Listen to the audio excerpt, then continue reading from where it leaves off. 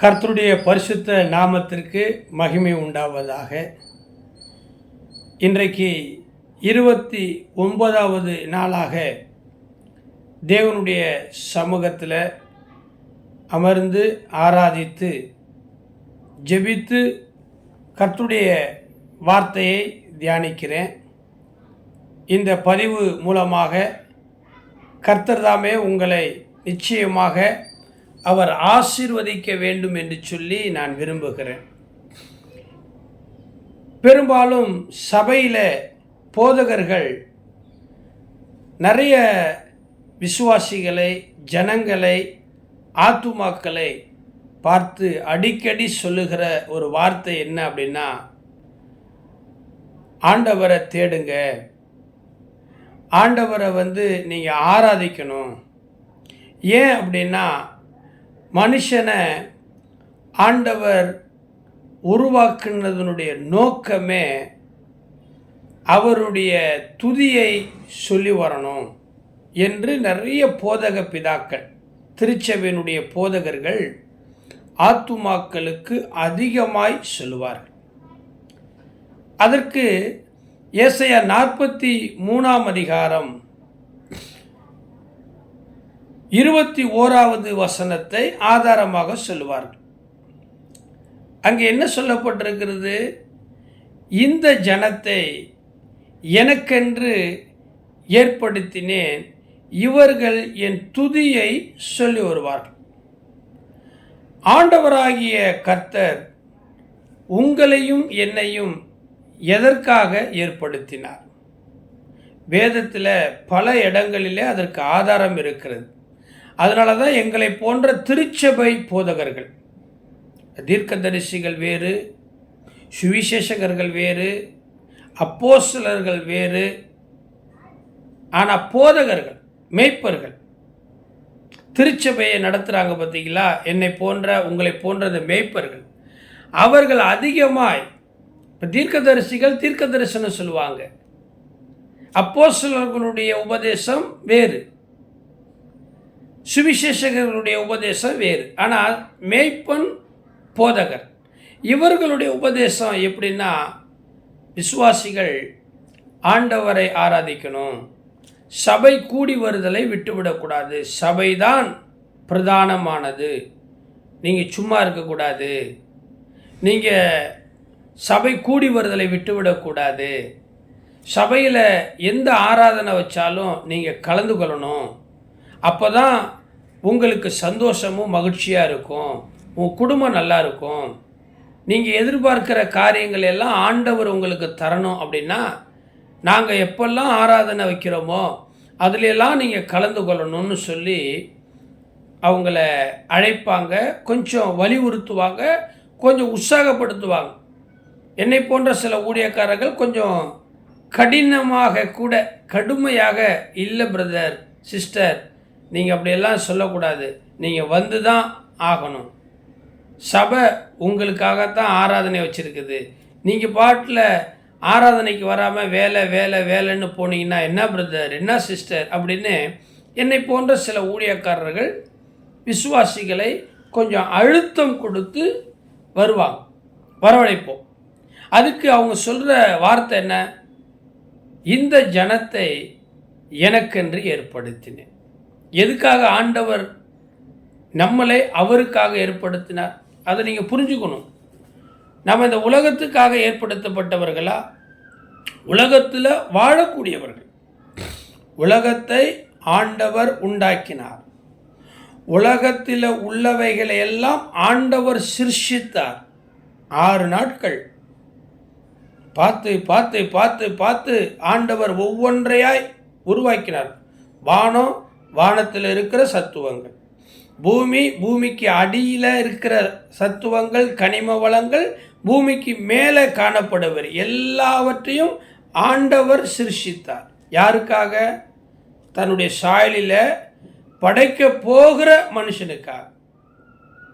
மனுஷன் உருவாகுவதற்கு முன்பதாகவே ஆண்டவர் மனுஷனுக்கு என்ன தேவை என்றெல்லாம் உருவாக்கிட்டார். அதை ஆண்டு அனுபவிக்க வேண்டும் என்று தீர்க்க தரிசனமும் கட்டளையும் பிறப்பித்தார். ஆனால் அதே தேவனாய் கர்த்தர் தான் சொன்னார், உன்னை உருவாக்கின நோக்கம் நான் சிருஷித்தவைகளில் எல்லாம் ஆண்டு அனுபவிக்கிறதுக்காக மட்டும் இல்லைப்பா. நீ என்ன செய்யணும்?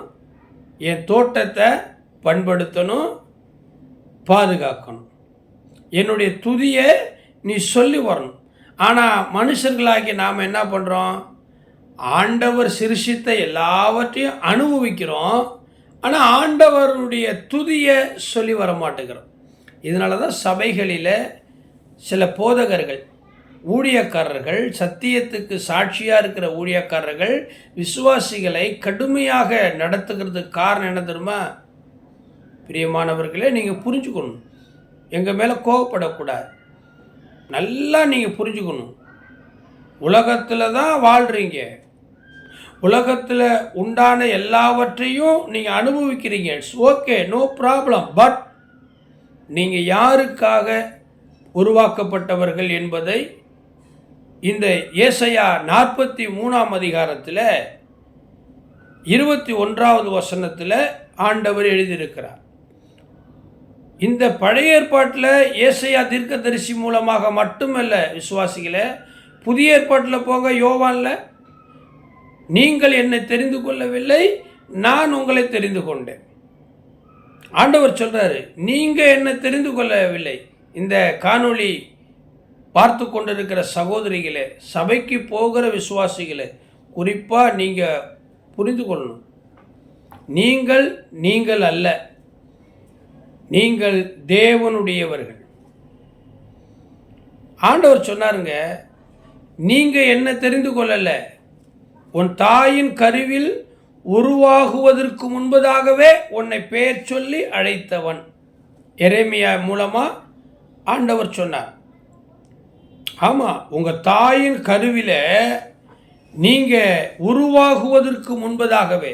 ஒருவேளை நீங்கள் 10 வயசில் ஆண்டவர் அறிந்திருக்கலாம், 25 வயசில் நீங்கள் சபைக்கு வந்திருக்கலாம், 30-35 வயசில் ஞானஸ்நானம் நடத்திருக்கலாம், 60-80 வயசில் நீங்கள் ஆண்டவருடைய ஊழியக்காரராக கூட மாறியிருக்கலாம். அது முக்கியம் இல்லை. ஆனால் உங்களை அவர் உங்கள் தாயின் கருவிலே உருவாக்குவதற்கு முன்பதாகவே அவர் உங்களை அறிந்திருக்கிறார். எதற்காக? அவருடைய நாமத்தை சொல்லி வரணும். நீங்கள் என்னை தெரிந்து கொள்ளவில்லை, நான் தான் உங்களை தெரிந்து கொண்டேன். ஏன்னா நீங்கள் போய் கனி கொடுக்கணும். அதனால தான் தாவீது யார்? கரவலாடுகளின் பின்னாக சுற்றி கொண்டிருந்தவன். ஈசாய் அப்படிங்கிற ஒரு தகப்பனுக்கு கடைசியாக பிறந்த கடைக்குட்டி தாவீது. ஈசாய்க்கு 8 பிள்ளைகளாம். அதில் கடைசியாக பிறந்தவர் தான் தாவீது. வனாந்தரத்தில் ஆடு மேய்த்து கொண்டிருந்தான், கரவலாடுகளின் பின்னாக சுற்றி கொண்டிருந்தான். அவன் ஆண்டவர் அழைத்து அபிஷேகம் பண்ணி இஸ்ரவேல் ஜனங்களுக்கு ராஜாவாக முடிசூட்டினார். எதுக்காக? ஆண்டவருடைய நாமத்தை மகிமைப்படுத்தணும். எதுக்காக உங்களை ஆண்டவர் பாவத்திலிருந்து தூக்கி எடுத்தார், பாதாளத்திலிருந்து தூக்கி எடுத்தார், உளையான சேற்றிலிருந்து தூக்கி எடுத்தார்? இதெல்லாம் நீங்கள் மறந்துடக்கூடாது. தாவீது யாரு? கரவலாடுகளின் பின்னாக சுற்றி திரிந்து கொண்டிருந்தவன், வனாந்தரத்தில் தன்னுடைய வாழ்நாளை கழித்து கொண்டிருந்தவன். அவனை இஸ்ரவேல் ஜனங்களுக்கு ராஜாவாக, சாதாரண விஷயமா? ரோட்டில் போய் கொண்டிருந்த நம்மளை, சாப்பாட்டுக்கு வசதி இல்லாமல், போட்டுக்கிறது ட்ரெஸ்ஸுக்கு வசதி இல்லாமல், எங்கேயோ அனாதையாக பரதேசியாக சுற்றி கொண்டிருந்த உங்களை இன்றைக்கி ஒரு நல்ல வேலை கொடுத்து, ஒரு கணவன், ஒரு மனைவி, ஒரு பிள்ளைகளை கொடுத்து, ஒரு வீட்டை கொடுத்து, ஒரு படிப்பை கொடுத்து, இன்றைக்கி 4 காசு சம்பாதிச்சு 4 பேருக்கு தெரிகிற அளவுக்கு உங்களை உயர்த்தி இருக்கிறாருன்னா நன்றி மறக்கலாமா?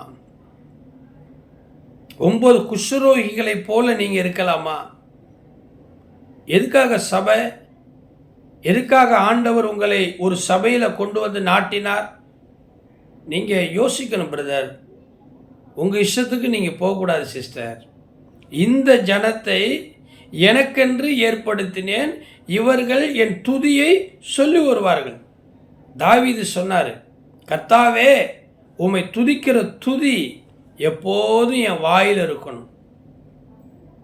ஆண்டவருடைய துதி இந்த வாயில் இருக்கணும். நீங்கள் துதிக்கிறதுக்கு மறக்கிறீங்க, எதையோ பேச நினைக்கிறீங்க, பேசுகிறீங்க, எதையோ செய்ய நினைக்கிறீங்க, வாங்க நினைக்கிறீங்க, கொடுக்க நினைக்கிறீங்க. கரெக்ட், அதில் எல்லாம் நாங்கள் ஒன்றும் சொல்ல. துதிக்க மறக்காதீங்க.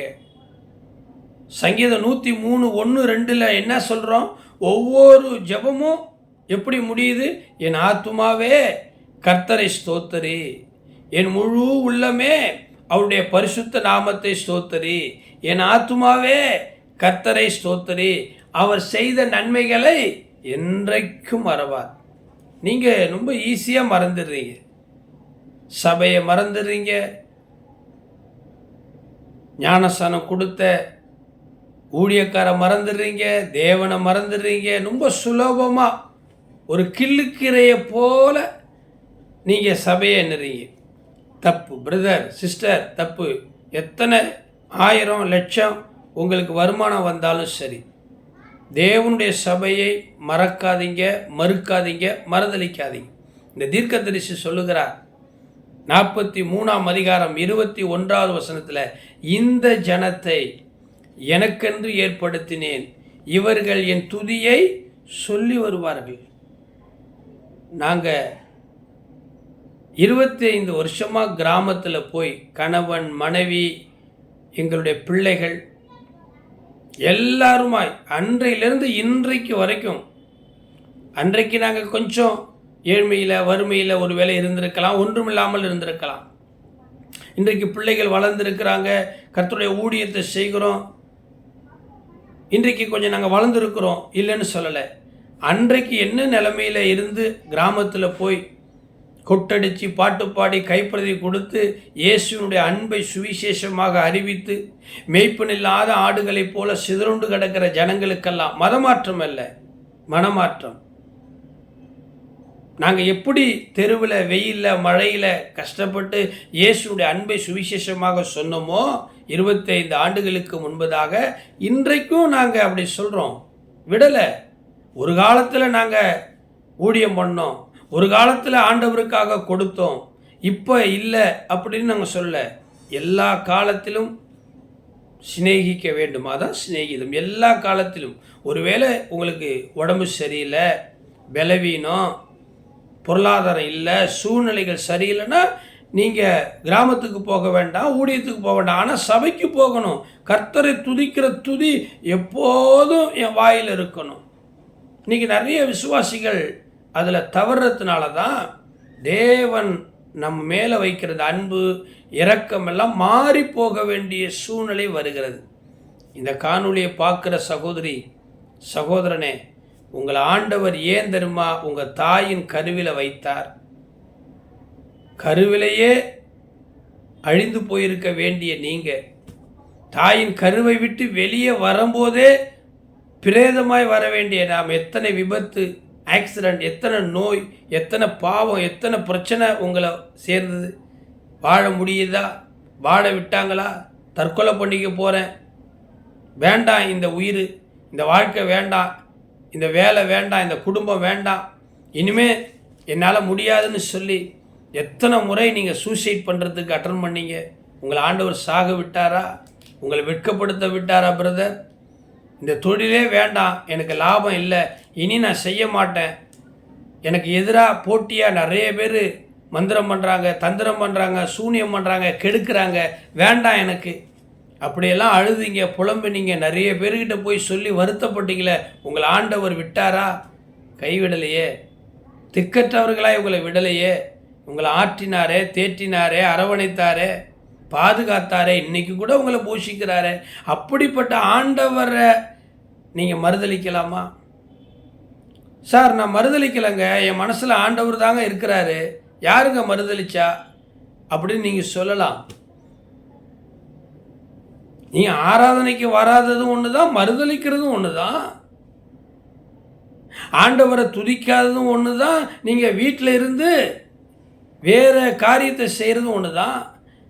ஆண்டவருடைய துதியை சொல்லி வராமல் இருக்கிறதும் ஒன்று தான், நீங்கள் ஆண்டவரை துக்கப்படுத்துறதும் ஒன்று தான். இதில் என்ன இதில் பெரிய பெருமையாக நீங்கள் சொல்லிக்கிறீங்க? நீங்கள் நினைக்கிற மாதிரியெல்லாம் நான் ஒன்றும் பெரிய பாவம் செய்யலை. பாவத்தில் சின்ன பாவம் பெரிய பாவம் இருக்குதா? விஷத்தில் கொஞ்சம் ஒரு சொட்டு விஷம் நிறைய 1 லிட்டர் விஷம் இருக்குதா? விஷம்தான். பாவம் பாவம்தான். தப்பு தான். மறுதளிக்கிறது தான்.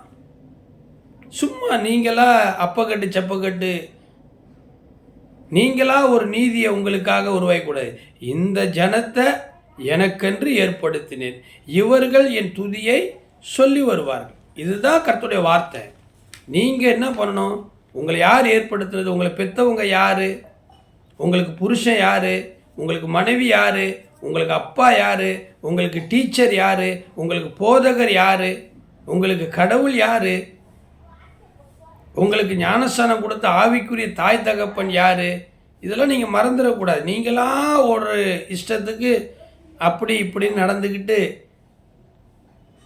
காம்ப்ரமைஸ் பண்ணிக்கக்கூடாது. படிச்சிருக்கிறீங்க, அறிவு இருக்குது, நீங்கள் நல்ல குடும்பத்தை சார்ந்தவங்க. இந்த ஜனத்தை எனக்கென்று ஏற்படுத்தினேன், இவர்கள் என் துதியை சொல்லி வருவார்கள். ஆண்டவர் எவ்வளோ துக்கப்படுறார் தெரியுமா? என் ஜனங்கள் 2 தொட்டி வெட்டினார்கள், வெடிப்புள்ள ஒரு தொட்டி. எரேமியாவில் வாசித்து பாருங்கள், எவ்வளவு தருமா வேதனை ஆண்டவர் உங்களாலையும் என்னாலையும். நல்லா யோசனை பண்ணி பாருங்கள். ஒரு அம்மா வயசாயிடுச்சு, அவங்களுக்கு 2-3 பிள்ளைங்க. தாயிற் சிறந்த கோயில் இல்லை, தந்தை சொல்மிக்க மந்திரமில்லை. ஒரு அம்மா வயசாயிடுச்சு, அந்த அம்மாவுக்கு 2-3 பிள்ளைங்க இருக்கிறாங்க. அந்த அம்மாவால் எழுந்திருச்சு கடைக்கு போக முடியல, வெளியில் போக முடியல. உடனே அதில் ஒரு பிள்ளைய கூப்பிட்டு, எப்பா அம்மாவுக்கு டீ குடிக்கணும் போல் இருக்குது, இந்தா இந்த பாத்திரத்தை எடுத்துக்கிட்டு பக்கத்து தெருவில் இருக்கிற ஒரு டீ கடையில் போய் அம்மாவுக்கு ஒரு டீயும் 2 பிஸ்கட்டும் வாங்கிட்டு வா அப்படின்னு ஒரு 10 ரூபா பணத்தை எடுத்து பிள்ளை கொடுக்குறாங்க. அந்த பிள்ளை என்ன பண்ணணும்? கொடுங்கம்மா நான் வாங்கிட்டு வந்துடுறேன் அப்படின்னு வாங்கி கொடுத்தா அந்த தாய், அந்த கர்ப்பம் சுமந்து பெற்ற தாய்க்கு ரொம்ப சந்தோஷமாக இருக்கும். என் பிள்ளைய நான் பெற்றதுக்கு நான் ரொம்ப மகிழ்ச்சி. ஈன்ற பெரிதுவக்கும் தன் மகனை சான்றோன்னு எனக்கு கேட்டதாய். அப்படி செய்யாமல் உன் வேலையை பார்த்துட்டு போ. ஏன் டீ குடிக்காமல் நீ இருக்க மாட்டியா? சாப்பிடாமல் இருக்க மாட்டியா? எப்போ பார்த்தாலும் என்னை கடைக்கு அனுப்புகிற, போ உனக்கு வேலை செய்ய முடியாதுன்னு சொல்லிட்டு வேறு யாரோ ஒருத்தருக்கு போய் வேலை செஞ்சா அந்த பெத்த வயிறு எப்படி துடிக்கும்? அந்த பெத்த வயிறு எப்படி வேதனைப்படும், எரியும், கண்ணீர் விடும். தாயின் மனதை நோகடிக்கிறவ பிள்ளைங்க வாழ முடியுமா? நல்லா இருக்க முடியுமா? வேதம் சொல்லுது, வயது சென்றவளான பிற்பாடு உன்னுடைய தாயை நீ வேதனைப்படுத்தாத. உன் தாயையும் உன் தகப்பனையும் கனம் பண்ணு, அப்போ தான் உன்னுடைய ஆயுஷ் நாட்கள் நல்லா இருக்கும். சபையும் உனக்கு தாய் தகப்பன் போல தான், இயேசுவும் உனக்கு தாய் தகப்பன் போல தான், ஆராதனையும் உனக்கு தாய் தகப்பன் போல தான், ஜெபமும் உனக்கு தாய் தகப்பன் போல தான், நீ பெற்றுக்கொண்ட ஞானஸ்தானமும் நீ பெற்றுக்கொண்ட ரட்சிப்பும் உனக்கு தாய் தகப்பன் போல தான். உனக்கு சத்தியத்தை சொல்லி ஞானஸ்தானம் கொடுத்து உன்னை நல்ல வழியில் பரலோகத்தின் வழியில் நடத்துகிற உன் சபை போதகரும் போதகர் அம்மாவும் தாய் தகப்பன் போல தான். நீ இந்த சபையை விட்டுட்டு மறுதளிக்கிறதும் வேலைக்கு போகிறதும் அது தப்புங்க, அது தப்பு. அப்படியெல்லாம் நீங்கள் பண்ணாதீங்க. ஒரு வேளை அப்படி பண்ணியிருந்தீங்கன்னா இந்த காணொலியை பார்த்துட்டு நீங்கள் போய் சேர வேண்டிய இடத்துல போய் சேருங்க. அதான் உங்களுக்கு நல்லது, உங்கள் குடும்பத்துக்கு நல்லது, உங்கள் எதிர்காலம் உங்கள் பிள்ளைங்களுக்கு நல்லது. இல்லைன்னா நீங்கள் இன்னைக்கு செய்கிற துரோகம் நாளைக்கு உங்கள் பிள்ளைங்க உங்களுக்கு செய்வாங்க. இந்த ஜனத்தை எனக்கென்று ஏற்படுத்தினேன், ரத்தம் சிந்தி மீட்டவர் நம் ஆண்டவர். அவருடைய துதியை சொல்லி வராமல் சபைக்கு வாங்கன்னு சொன்னால் வேற எங்கேயோ போகிறீங்க, சினிமாவுக்கு போகிறீங்க, வேறு எங்கெங்கேயோ போகிறீங்க, வியாபாரம் பண்ண போகிறீங்க, பணம் சம்பாதிக்க போகிறீங்க, கிராம ஊழியத்துக்கு வரமாட்டுக்கிறீங்க, வாக்குத்தத்த ஆராதனைக்கு வரமாட்டுக்கிறீங்க. இது ஏன் சபையில் நடக்கிறத குறைய சொல்ல, எல்லா சபைகளிலும் பவுல் சொல்கிறார், எல்லா சபைகளை பற்றிய கவலை என்னை நெருக்குகிறது. நாங்கள்லாம் பாஸ்டர்ஸ், போதகர்கள், மேய்ப்பர்கள், தேவ சமூகத்தில் ஆத்துமாக்களுக்காக கதறுகிறவர்கள். பணம் சம்பாதிக்கிறதுக்காக அல்ல. சபையில் ஒரு கூட்டத்தை கூட்டி சேர்த்து கொண்டு என்கிட்ட இவ்வளோ விசுவாசிகள் இருக்கிறாங்கன்னு சொல்லி அரசியல்வாதிகிட்ட பேரம் பேசுகிறவர்கள் அல்ல. தெருவில் ரோட்டில் போகிறவங்கெல்லாம் அடடா இந்த பாஸ்டருடைய சபையில் இவ்வளோ ஜனங்க இருக்குத, கூட்டமாக இருக்குத, வெளியில் உட்கார்ந்து ஆராதிக்கிற அளவுக்கு இந்த பாஸ்டருக்கு இவ்வளோ விசுவாசிகள் இருக்கிறாங்களேன்னு சொல்லி புகழ்கிறதுக்கு இல்லை, பரலோகத்துக்கு போகிறதுக்கு நாங்கள் உங்களை ஆயத்தப்படுத்துகிறோம். கர்த்தருடைய நாமத்தை நீங்கள் துதிக்கணும், சொல்லி வரணும். அதுதான் உங்களுக்கு மரியாதை, அதுதான் உங்களுக்கு கௌரவம்.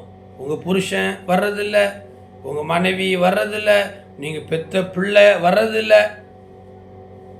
எதுக்கு உங்களை ஆண்டவர் ஏற்படுத்தினார்? எதுக்கு உங்கள் அம்மா உங்களை பெத்தாங்க, உங்கள் அப்பா பெத்தாங்க? நீங்கள் இன்னைக்கு துரோகம் பண்ணுறீங்க, நாளைக்கு உங்களுக்கு முற்பகல் செய்யின் பிற்பகல் விளையும். இதில் என்ன ஒரு பெரிய தீர்க்க தரிசனம் உங்களுக்கு சொல்ல வேண்டியதாக இருக்குது? இந்த ஜனத்தை எனக்கென்று ஏற்படுத்தினேன். இது ஆண்டவருடைய ஏற்பாடு. நீ அவருடைய துதியை சொல்லி வரணும். உங்களை ஆண்டவர் ஏற்படுத்தலைன்னா உங்களை கேட்க மாட்டார். இப்போ உங்களுக்கு ஒரு பேங்க் அக்கௌண்ட் இருக்குதுல்ல, நீங்கள் ஒரு பேங்க் அக்கௌண்ட் வச்சுருக்கிறீங்களே, அந்த பேங்க் அக்கௌண்ட்டில் நீங்கள் சம்பாதிக்கிற பணத்தை 100 ரூபா 500 1000 உங்ககிட்ட பணம் இருக்கும்போதெல்லாம் அந்த பேங்கில் போய் டெபாசிட் பண்ணுறீங்க. அப்போ நீங்கள் போட்டு வச்ச பணமெல்லாம் அந்த பேங்கில் இருக்கும். என்றைக்கோ ஒரு நாள் ஒரு செக்கை கொடுத்து அல்லது ஒரு ஏடிஎம்மில் போய் அல்லது ஒரு ஜிபே மூலமாய் அல்லது ஒரு டிரான்ஸ்ஃபர் மூலமாய் அந்த பணத்தை நீங்கள் எடுக்கிறீங்க. அந்த பேங்கு உங்களை தடுக்காது. ஏன்னா அது உங்களுடைய பணம், நீங்கள் போட்டு வச்சிருக்கிற பணம், அது உங்களுக்கு உரிமை, நீங்கள் எடுத்துக்கலாம். ஆனால் வேற ஒருத்தர் வந்து எடுக்க முடியுமா?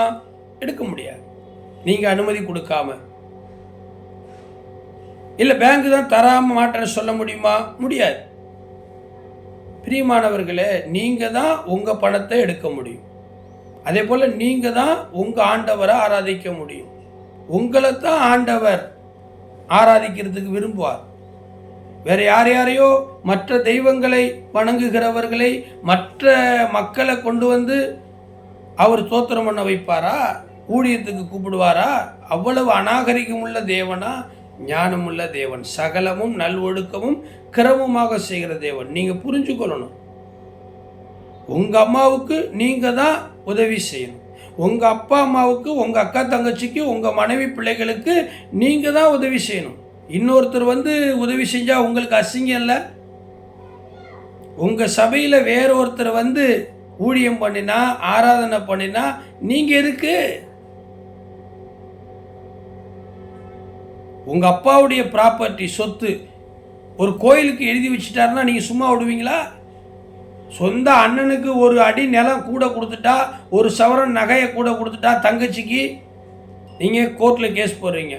அவள் பொண்ணு, அவளுக்கு ஏற்கனவே நம்ம பணம் செலவு பண்ணி கல்யாணம் பண்ணி புருஷன் வீட்டுக்கு போயிட்டா, அவளுக்கு கொடுக்கக்கூடாது, எல்லாம் எனக்கு தான், மொத்தமாக ஆட்டையை போட பார்க்குறீங்க. அதில் மட்டும் எங்கள் அப்பா சொத்து, எங்கள் அம்மா சொத்து, எங்கள் தாத்தா பாட்ட சொத்து எனக்கு தான் வரணும்னு சொல்லி உரிமை கொண்டாடுறீங்களே, சண்டை போடுறீங்களே. ஆனால் கர்த்தருடைய ஊழியத்தில் யாரோ ஒருத்தர் செய்யட்டும், எனக்கு என்ன? பிரியமானவர்களே, சபை மக்களே, கர்த்தர் உங்களை பாரப்படுத்தலையா? இந்த ஜனத்தை எனக்கென்று ஏற்படுத்தினேன், இவர்கள் என் துதியை சொல்லி வருவார்களாக. இன்னொரு வசனத்தை சொல்லி நான் உங்களுக்காக ஆண்டவருடைய முகத்தை நோக்கி பார்க்க போகிறேன். சங்கீதம் 142 சங்கீதம், 142 சங்கீதத்தில் 7வது வசனத்தில் இப்படி ஒரு வார்த்தை இருக்கிறது. ஆமாம், தாவீது கெபியில் இருக்கும் பொழுது பண்ணின ஒரு ப்ரேயர் ரிக்வெஸ்ட். தாவீது கெபியில் இருக்கும்போது சவுலுக்கு பயந்து ஒரு ஊராய் ஓடி கெபியில் ஒளிந்து கொண்டிருக்கும் போது அவன் ஆத்துமா ஆண்டவரை நோக்கி விண்ணப்பிக்குது. உமது நாமத்தை நான் துதிக்கும்படி என் ஆத்துமாவை காவலுக்கு நீங்களாக்கிவிடும். இந்த ஆத்துமாவை கட்டி வைத்தது, காவல் பண்ணி வச்சிருக்குது, துதிக்க கூடாதபடி. துதி வாயில் இருக்கும், துதிக்கக்கூடாதபடிக்கு கட்டப்பட்டு இருக்கிறது. தாவீது சொல்றான், நான் கெபியில் இருக்கிறேன், பிரச்சனையில் இருக்கிறேன், போராட்டத்தில் இருக்கிறேன். நான் துதிக்கக்கூடாதபடிக்கு என் ஆத்துமாவுக்கு ஒரு காவல், ஒரு பூட்டு இருக்குது. அதை ரிலீஸ் பண்ணு. நான் துதிக்கணும், நான் துதிக்கணும், நான் துதிக்கணும். துதியினால் சத்துருக்களுடைய கோட்டை இடிந்து விட பண்ணுவார். துதிகளின் மத்தியில் வாசம் பண்ணுகிற தேவன். உன் பிரச்சனை ஏன் மாறல? உன் வியாதி ஏன் உன்னை விட்டு நீங்கல? துதிக்காமல் இருப்பது தானே. விசுவாசியே, என் அன்பு மகளே, என் அன்பு மகனே, கர்த்தருடைய ஜனங்களே, யாரோ சில பேர் மேலே கோபத்தை வச்சுக்கிட்டு இல்லை எதையோ மனசில் வச்சுக்கிட்டு துதிக்காமல் இருக்காது. அதே போல் வீட்டிலேருந்தே துதிக்கலாம்னு நினைக்காது. அல்லது வேறு எங்கே வேணாலும் போய் துதிக்கலாம், இங்கே தான் துதிக்கணுமா நினைக்காது. எம்மதமும் சம்மதம், எல்லா கடவுளும் ஒரு கடவுள் தான், எல்லா சபையும் ஒரு சபை தான், எல்லா ஊழியக்காரும் ஒரு ஊழியக்காரன் அப்படின்னு நீ நினைக்காத. அப்படி நினச்சிருந்தா ஆண்டவர் என்ன பண்ணியிருப்பார்? ஒரு சூரியன், ஒரு சந்திரன், அதே போல் ஒரே ஒரு சபையை வச்சிருக்கலாமே, ஒரே ஒரு பாஸ்டர் வச்சிருக்கலாமே. அவன் ஒருவனை அல்லவாய் படைத்தார், ஆவி அவரிடத்தில் பரிபூர்ணமாக இருந்தது, பின்ன ஏன் அவர் ஒருவனை படைத்தார்? மல்கியா மூலமாக சொல்கிறாரு, ஆவிக்குரிய சந்ததியை பெறும்படி தானே. எம்மதமும் சம்மதங்க. ஏன் சபையில் போய் தான் ஆராதிக்கணுமா? வீட்டில் இருந்து துதிச்சா ஆண்டவர் கோச்சுக்கு வரா? ஆசீர்வதிக்க மாட்டாரா? இந்த இப்படியெல்லாம் எடக்கு முடக்கெல்லாம் கேள்வி கேட்டிங்கன்னா ஒன்றும் பண்ண முடியாது. ஏன் நீ ரோட்டில் படுத்து கிடையே? ஏன் வீட்டில் வந்து படுக்கிற? ஏன் பாத்ரூமில் குளிக்கிற? நடு ரோட்டில் தண்ணி எடுத்து தலையில் குடிய. பாத்ரூமில் எப்படி குளிக்கிற? நிர்வாணமாக ஆடையின்றி குளிப்போம் எல்லாருமே. ஆனால் அதே பொது இடத்துல நம்முடைய மேனி அவயங்கள் தெரியாமல் மூடி மறைச்சிக்கிட்டு குளிப்போம். ஏன்? எங்கே வேணாலும் குளிக்கிற ரோட்டில் என்ன குழி நிர்வாணமா ஏற்றுக்கொள்ளுமா? சட்டம் ஏற்றுக்கொள்ளுமா? உன் கணவன் மனைவி பிள்ளைகள் ஏற்றுக்கொள்ளுமா?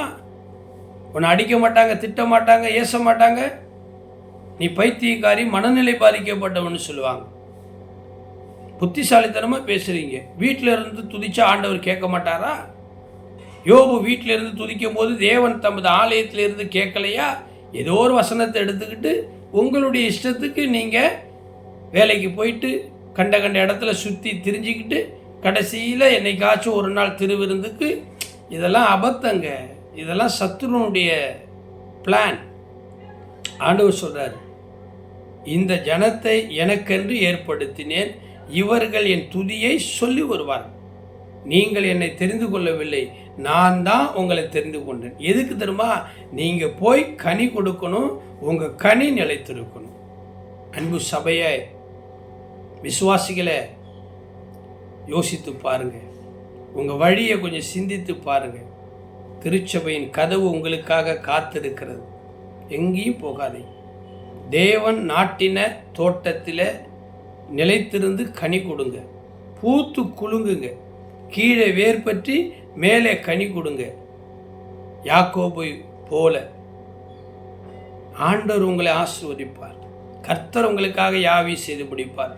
இந்த காணொளி பதிவை எந்த நாட்டில், எந்த தேசத்தில், எந்த பட்டணத்தில், எந்த கிராமத்தில் இருந்து எந்த சூழ்நிலை கேட்டாலும் ஒன்றை மாத்திரம் இறுதியாய் சொல்லி உங்களை நான் வாழ்த்துகிறேன். உங்களையும் என்னையும் தேவனாய் கர்த்தர் தெரிந்து கொண்டதன் நோக்கம் ஊர் உலகத்தை சுற்றி சுகபோகமாய் வாழ்ந்து காலம் வரும்போது செத்து போகிறதுக்காக அல்ல. அவருடைய துதியை சொல்லி வரணும், அவருடைய நாமத்தை மகிமைப்படுத்தணும், அவருடைய சபைக்கு தூணும் ஆதாரமாக இருக்கணும். கரை திரையற்ற வாழ்க்கை வாழ்ந்து அவர் வரும்போது பரலோக ராஜ்யத்தில் நீங்கள் அவருக்கு பின்னாடி போகணும். God bless you. கர்த்தர் உங்களை ஆசீர்வதிக்கிறார். உங்களுக்காக நான் தொடர்ந்து செபிக்கிறேன். மீண்டும் ஒரு காணொளி பதிவிலே உங்களை நான் இந்த காணொளி மூலமாய் சந்திக்கிறேன். கர்த்தர் ஆசீர்வதிப்பார். அன்பின் ஆண்டவரே, இந்த அருமையான காணொளியை பார்த்து கொண்டிருக்கிற சகோதர சகோதரிகளை, சபை மக்களை நீர் ஆசீர்வதியும்.